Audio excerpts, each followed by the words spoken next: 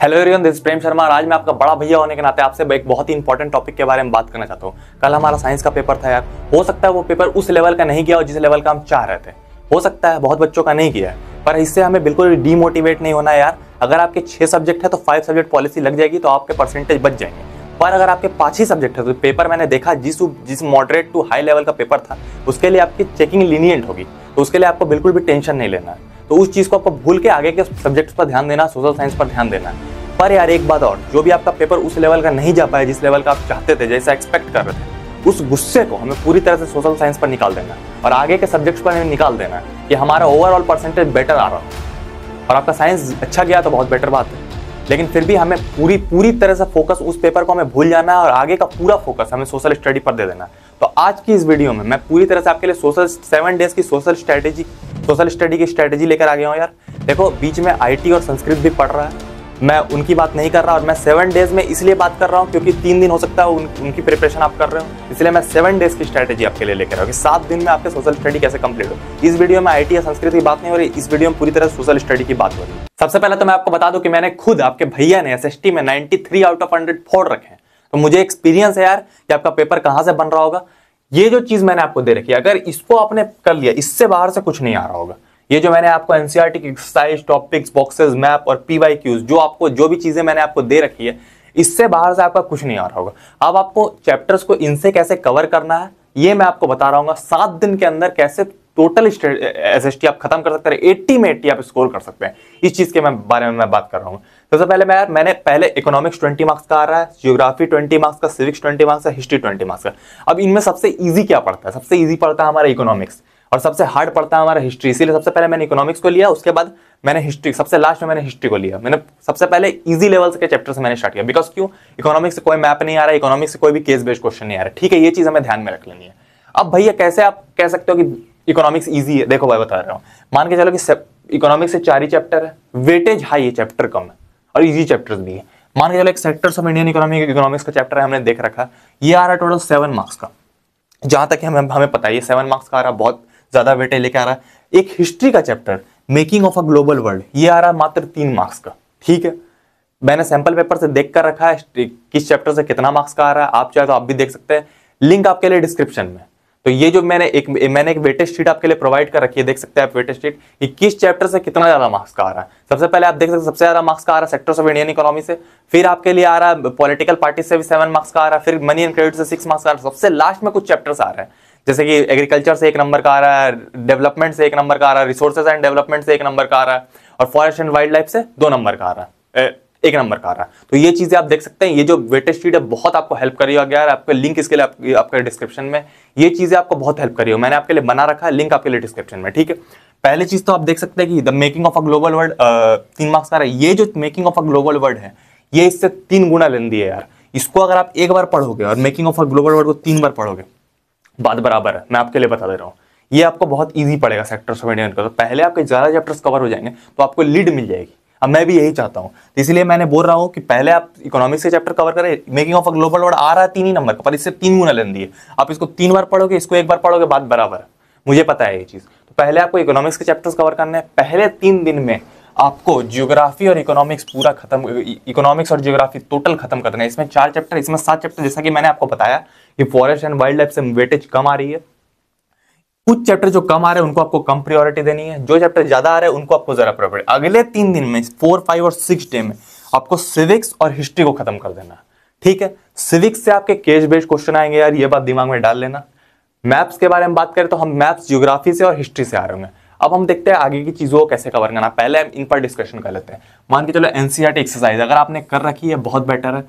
NCERT exercise से ज्यादा top important आपके NCERT के टॉपिक्स है। कैसे भैया? NCERT के टॉपिक्स मान के चलो कि एक टॉपिक मैं ले लेता हूं। मान के चलो कि year of economic hardship, rise of nationalism in Europe के बारे में बात कर रहा हूं। तो एक इकोनॉमिक हार्डशिप आया था 1830s,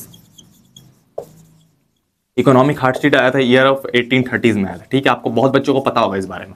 ठीक है, ये जो टॉपिक है ये NCERT की एक्सरसाइज में नहीं है, बट ये NCERT के टॉपिक में कवर किया गया। वो जो बच्चे इन्हें नहीं पढ़ेंगे, हर साल बोर्ड में आ जाता है। अब कैसे? जो बच्चे इन्हें नहीं, जो बच्चे टॉपिक कवर नहीं करे वो तो फंस जाएंगे भैया। जो हमें एक्सरसाइज करके रहता है फंस जाएंगे।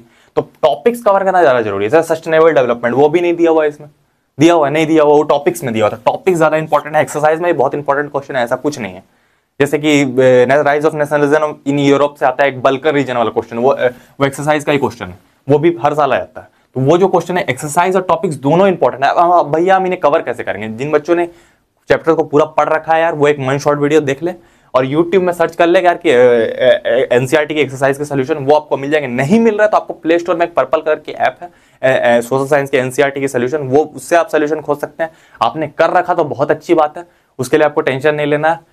बाकी क्या है, अगर आपके पास नोट्स नहीं है तो मैं एक चैनल रिकमेंड कर दे रहा हूँ, शोभित निर्वाण का चैनल। शोभित निर्वाण ने बहुत बेहतरीन नोट्स बना करके, वो नोट्स आप यूज कर सकते हैं। वन शॉट वीडियो देखने तो बहुत सारे एनिमेटेड लेक्चर्स पढ़े हुए, सोशल स्कूल हो गया, पढ़ले हो गया, शुभम पाठ हो गया, इन सारी चीजों से आप चैप्टर्स को पहले आपको कवर कर लेना है। वन शॉट वीडियो देकर अगर कवर है तो पहले आप एक्सरसाइज और टॉपिक्स पर कूद जाएं, ये आपके लिए बेटर रहेगा। ठीक है, ये चीजें हमने देख ली। फिर एनसीईआरटी के बॉक्सेस, अब देख लो यार एनसीईआरटी के बॉक्सेस क्यों इंपॉर्टेंट है। मान के चलो कि आप सिविक्स पढ़ोगे तो उसमें ग्रोसरी करके दिया हुआ रहता है, ग्रोसरी करके, हिस्ट्री में न्यू वर्ड्स करके दिया हुआ रहता है, और एक इंपॉर्टेंट डेट्स का भी एक शीट रहता है, जैसे 1830s लिखा हुआ है, 1830s में ये हुआ, फिर 1920 में क्या होता है, इंपॉर्टेंट डेट्स। ये बॉक्सेस आपको कवर कर लेने हैं एनसीईआरटी से। मान के चलो कुछ वर्ड्स भी रहता है, जैसे कि फेमिनिस्ट एक वर्ड है सिविक्स का, ठीक है, सिविक्स का, तो ये एग्जाम में डायरेक्ट आया था, व्हाट इज फेमिनिस्ट। तो ये चीजें आपको ध्यान में रखनी है, ये आपको कहीं भी नहीं मिले, वो वर्ड से डायरेक्ट क्वेश्चन भी आ सकते हैं, छोड़ना कुछ भी, नंबर कहीं भी आपको चांस नहीं लेना। पेपर हार्ड से हार्ड बने, इसके लिए हमें रेडी रहना, ठीक है। सेकेंडरी क्या है, मैप्स। अब यार इसके बाद हम मैप्स कर रहे हैं। मैप्स कैसे कर रहे हैं यार, मैप्स के लिए मैंने एक वीडियो बना रखी है आपके लिए, बहुत ही बेहतरीन वीडियो है। मैप्स कहां से आएगा, सीबीएसई के ब्लूप्रिंट से मैंने निकाल के एक शीट रखी है, मैं अभी आपको दिखा नहीं सकता क्योंकि सीबीएसई से ब्लूप्रिंट से डायरेक्ट निकाला गया, लिंक उसकी आपके लिए डिस्क्रिप्शन में, तो वो आप डाउनलोड कर सकते हैं वो शीट। ये वीडियो को आप देख ले यार, मैप में आपके 5 में से 1 नंबर भी कहीं नहीं जा रही। ये जो वीडियो है बहुत ही बेहतरीन वीडियो है, मैं आपको बता रहा हूँ मैप्स को कैसे टैकल करना है, कहां से मैप्स आ रहा होगा, क्वेश्चन का आपको कैसे कवर करने हैं, और कहां से मैप्स आ रहा होगा, उसमें एक पीडीएफ दे रखी है, उस पीडीएफ को आप डाउनलोड कर ले। इस वीडियो के लिंक में भी पीडीएफ है, उसको आप डाउनलोड कर ले, बहुत बेहतरीन तरीके से आपका मैप कवर हो जाएगा। तो ये वीडियो इतनी फ्रूटफुल होगी आपके लिए, बहुत बेहतरीन तरीके से। मैप आपने कवर कर लिया, मैप के लिए आपको टेंशन नहीं लेना। प्रीवियस ईयर क्वेश्चन एक ऐसी चीज है ना यार जो एसएसटी में ज्यादा इंपॉर्टेंट हो जाती है। ये जो प्रीवियस ईयर क्वेश्चन है बहुत इंपॉर्टेंट हो जाती है सोशल स्टडी में, तो इसके लिए आपको ध्यान देना है। लेकिन आपको पहली प्रायोरिटी इतनी ही रखनी है, एनसीईआरटी रीडिंग जिन बच्चों ने कर रखी है उनके लिए बेटर है, जिन बच्चों ने नहीं कर रखी उनको छोड़ दो।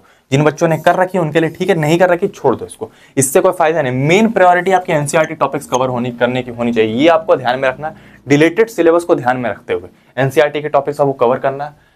वन शॉट वीडियो आपको देख लेना है। नोट्स चाहिए तो आपको मिल ही जाएगा, मैंने बता ही दिया चैनल आपको शोभित निर्वाण का, वहां से आपको नोट्स मिल जाएंगे।